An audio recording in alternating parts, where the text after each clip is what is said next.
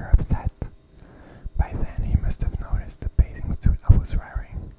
Was I wearing it lower than was decent? Want to go for a swim? He asked. Later maybe, I said, echoing his word but also trying to say as little as possible before he thought I was out of breath. Let's go now. He extended his hand to help me get up. I grabbed it and turning on my side, facing the wall away from him to prevent him from seeing me, I asked, must we?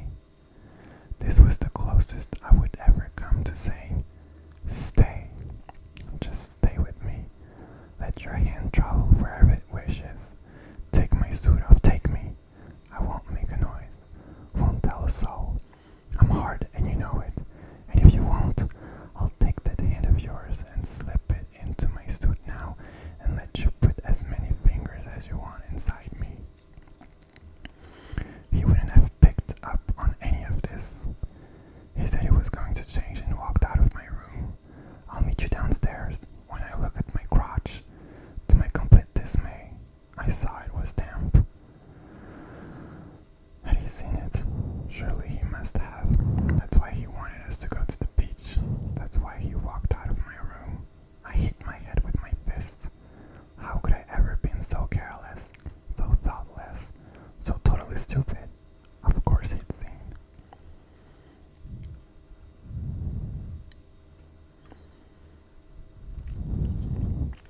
I should have learned to do what he had done. Shrugged my shoulders and been okay with pre-cum. But that wasn't me. It would never have occurred to me to say, so what if he saw? Now he knows. What never crossed my mind was that someone else who lived under our roof, who played cards with my mother, ate breakfast and supper at our table, recited the Hebrew blessing on Fridays for the sheer fun of it, slept in one of our beds, used our towels, shared our friends, watched TV with us on rainy days when we sat in the living room with a blanket around us because it got cold and we felt so snug being all together as we listening to the rain patter against the windows, that someone else in my immediate world might like what I liked, want what I wanted, be who I was. It would never have entered my mind because I was still under delusion that, bearing what I'd read in books, inferred from rumors, and overheard in body talk all over, no one my age had ever wanted to be both men and women, with men and women. I had wanted other men my age before and had slept with women, but before he'd stepped out of the cab and walked into our home, it would never have seemed remotely possible that someone so thoroughly okay with himself might want me to share his body as much as I ached to yield up mine. And yet, about 2 weeks after his arrival, all I wanted every night was for him to leave his room, not via its front door, but through the French windows on our balcony. I wanted to hear his window open, hear his espadrilles on the balcony, and then the sound of my own window, which was never locked, being pushed open as I stepped into my room after everyone had gone to bed, slid under my covers, undressed me without asking, and after making me want him more than I thought I could ever want another living soul, gently, softly, and with the kindness of one Jew extends to another, work his way into my body, gently and softly. After hearing the words I'd been rehearsing for days now, please don't hurt me, which meant hurt me all you want.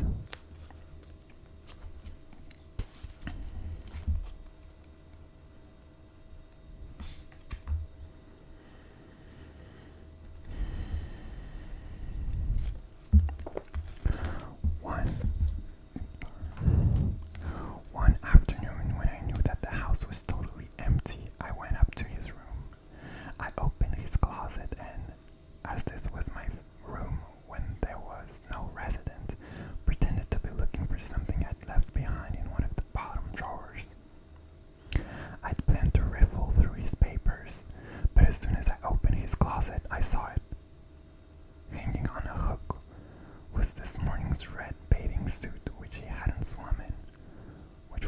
it was hanging there and not drying on the balcony.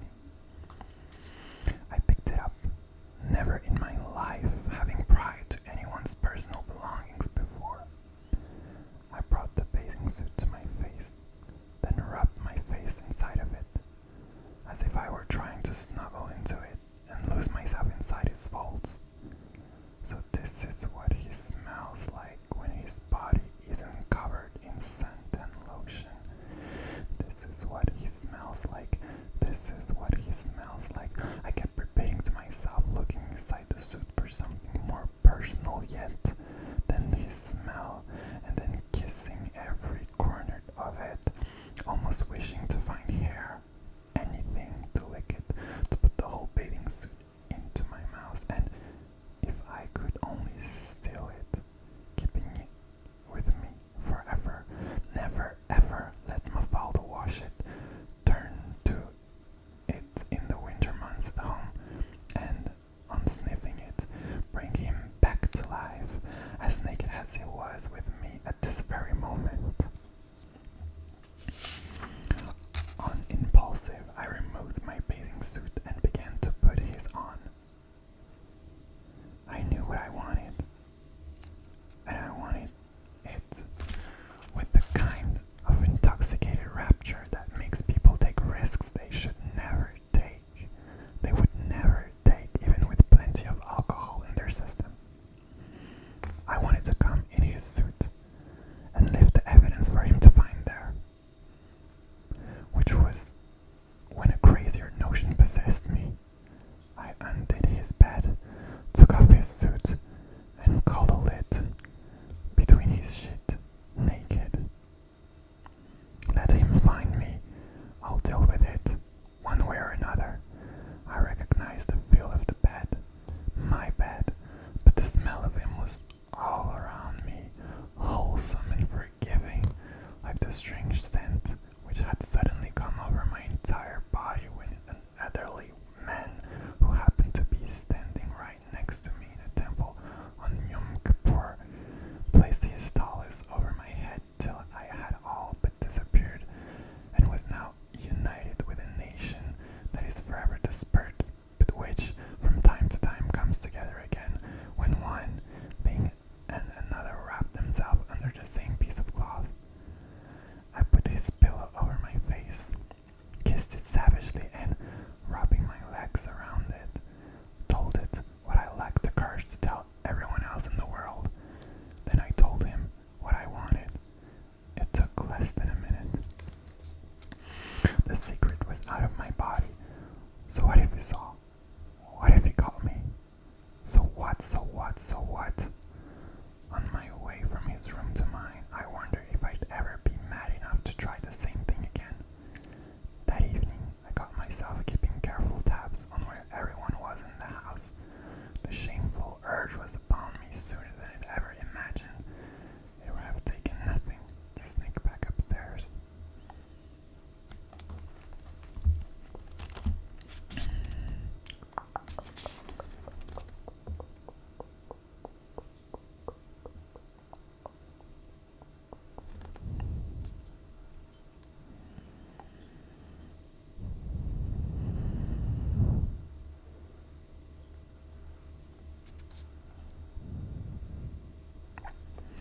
I understand why he had brought his foot on mine. I didn't understand why he had brought his foot on mine. Was it a past or a well-meaning gesture of solidarity and comradeship, like his chummy hug massage, a light-hearted nudge between lovers who are no longer sleeping together but have decided to remain friends and occasionally go to the movies? Did it mean I haven't forgotten? It will always remain between us, even though nothing will come of it.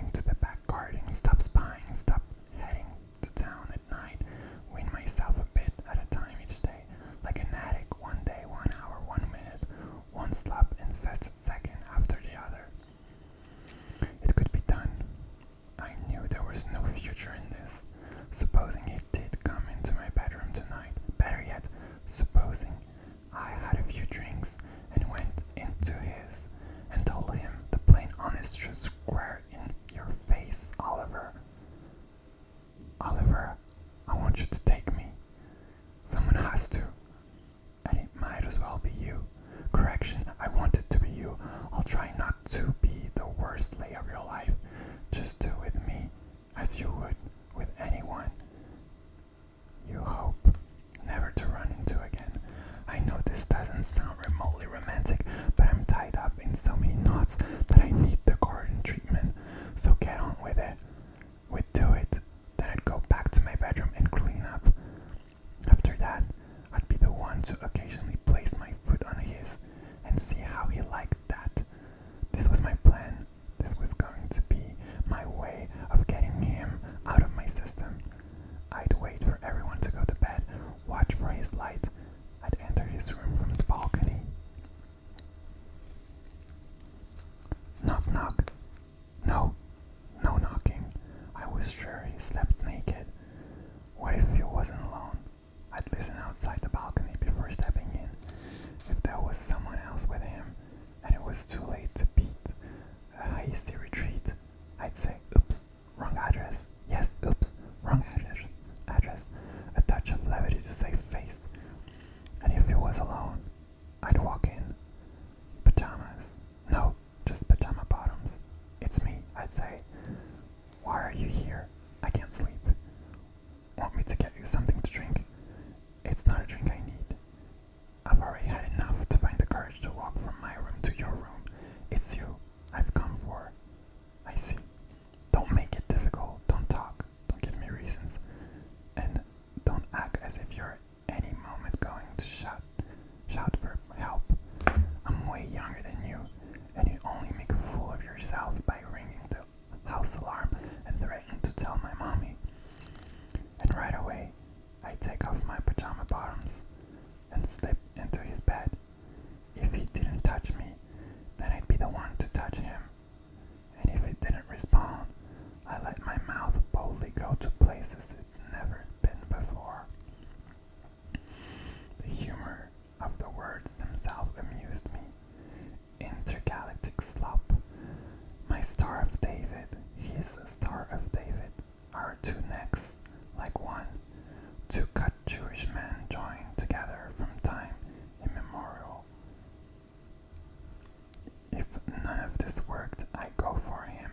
He'd fight me back and we'd wrestle, and I make sure to turn him on as he pined me down while I wrapped my legs around him like a woman. Even hurt him on the hip. He'd scrape in his bicycle fall. And if all this didn't work, then I'd commit the ultimate indignity. And with this indignity, show him that the shame was all his, not mine.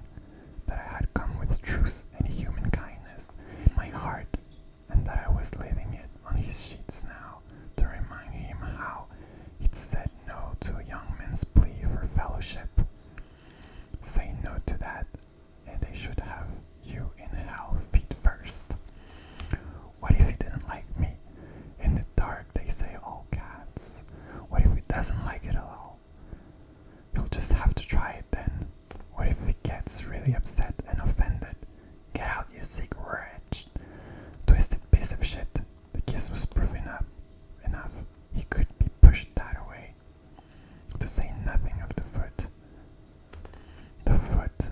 The last time he'd brought out such a reaction in me was not when he'd kissed me, but when he pressed his thumb into my shoulder. No, there'd been another time, in my sleep, when he came into my bedroom and lay on top of me, and I pretended to be asleep. Correction, there again, in my sleep, I'd heave ever so slightly, just enough to tell him, don't leave, you're welcome to go on, just don't say I knew. I love it. Okay.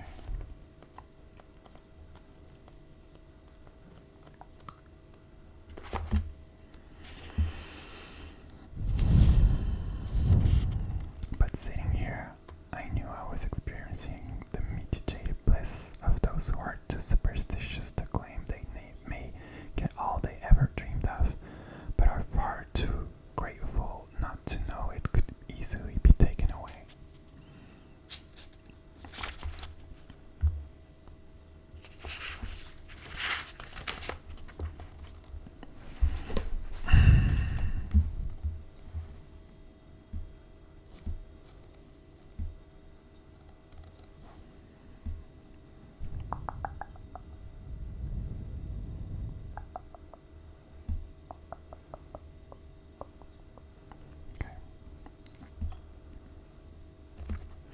Why hadn't I thought of this before? Because I wanted to savor and save it for last. Because I wanted the counter arguments to spring on their own without my having any part in summoning them at all. So that I wouldn't be blamed for them. Don't try this, Elio. It was my grandfather's voice. I was his namesake, and he was speaking to me from the very bed where he'd crossed a far more menacing divide than the one between my room and Oliver's. Turn back. Who knows what you'll find once you're in that room? Not the tonic of discovery, but the pall of despair when disenchantment has all but shamed every ill-stretched nerve in your body. 30 years are watching you now. Every star you see tonight already knows your torment. Your ancestors are gathered here and have nothing to give or say. Don't go there. But I loved the fear, if fear it really was. And this didn't know, my ancestors. It was the underside of fear I loved, like the smoothest wool found on the underbelly of the coarsest sheep. I loved the boldness that was pushing me forward. It aroused me, because it was born of arousal itself. You'll kill me if you stop. Or was it, I'll die if you stop? Each time I heard these words, I couldn't resist.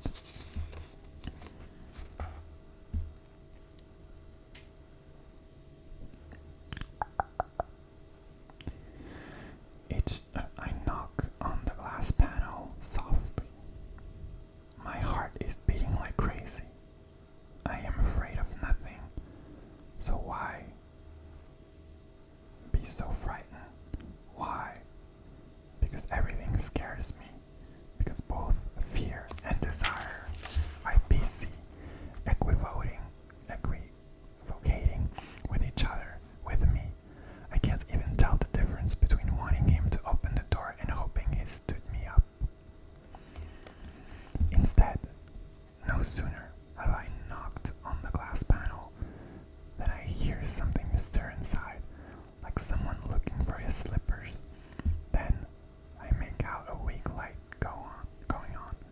I remember buying this nightlight at Oxford with my father one evening early last spring when our hotel room was too dark and he had gone downstairs and come back up saying he'd been told there was a 24-hour store that sold nightlights just around the corner. Wait here, I'll be back in no time. Instead, I said I'd go with him. I threw on my raincoat on top of the very same pajama I was wearing tonight.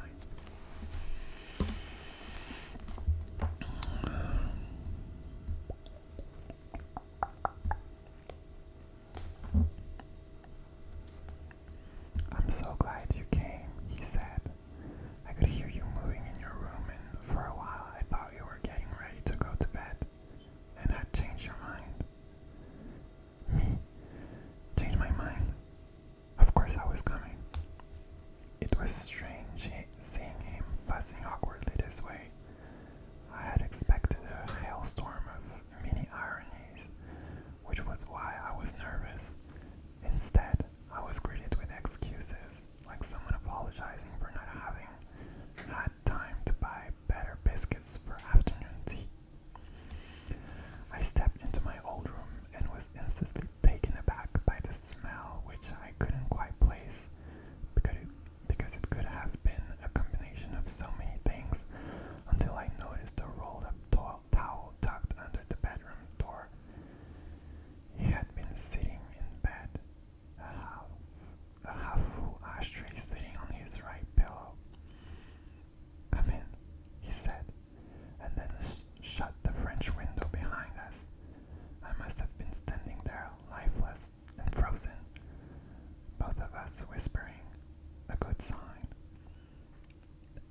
we smoked.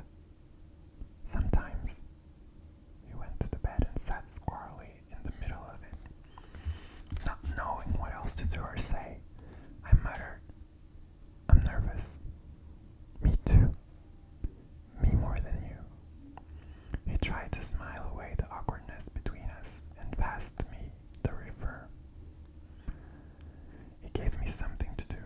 I remember how I'd almost hugged him on the balcony, but had caught myself in time, thinking that an embrace after such chilly moments between us all day wasn't suitable. Just because someone says he'll see you at midnight doesn't mean you're automatically bound to hug him when you've barely shaken hands all week. I remember thinking before knocking, to hug, not to hug, to hug.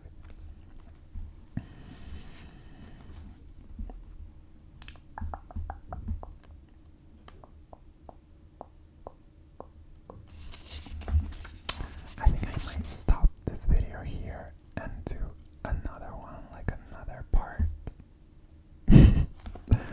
Because we're getting into the good pages. I know that I could read like